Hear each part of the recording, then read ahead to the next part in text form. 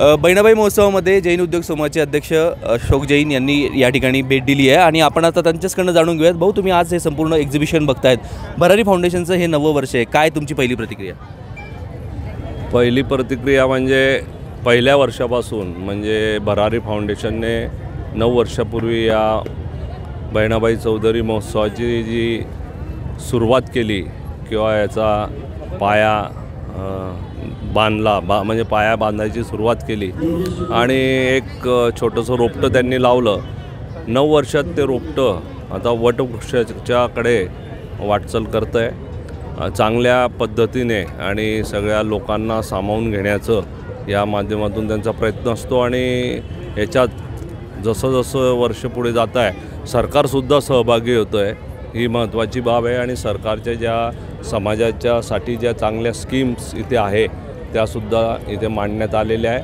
त्यासोबत कानदेश या आपल्या 3 जिल्ह्यांच्या प्रदेशामध्ये काय बघण्यासारखं आहे ते धार्मिक असेल, आध्यात्मिक असेल, सांस्कृतिक असेल ते दाखवण्याचा प्रयत्न या आपल्या इथल्या दालनामध्ये करण्यात आलेला आहे. तोही खूप चांगला प्रयत्न आहे जेणेकरून आपल्या जिल्ह्यातील सगळ्या नागरिकांना आपल्या जिल्ह्यात किंवा धुळे आणि नंदुरबार या 2 जिल्ह्यांमध्ये काय आहे हे ॲट ए ग्लान्स एकाच ठिकाणी कळेल आणि तिथून ते त्यांचं नियोजन करू शकतील आणि त्यामुळे नुसतं ते पर्यटन होणार नाही, पर्यटन झालं म्हणजे व्यवसाय होणार, व्यवसायाबरोबर सगळ्यांनाच त्याचं बेनिफिट मिळू शकतं.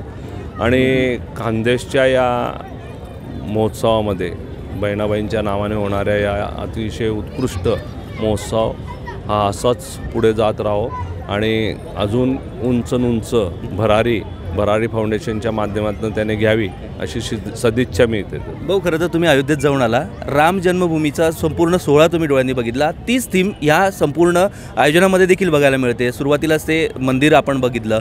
काय हा सगळा अनुभव बघून तुम्हाला वाटतं? मी नुकताच अयोध्येला जाऊन आलो आणि ते भाग्य खूप कमी लोकांना मिळालं त्याच्यात मी आहे. त्याच्यामुळे मला स्वतःला भाग्यवान समजतो आणि या बहिणाबाई महोत्सवाच्या सुरुवातीलाच तिथल्या अयोध्येतील राम मंदिराची जी प्रतिकृती ठेवण्यात आली आहे आणि त्याच्यात रामलल्लाची मूर्तीचं हुबेहूब चित्र त्याच्यात त्यांनी मांडलेलं आहे.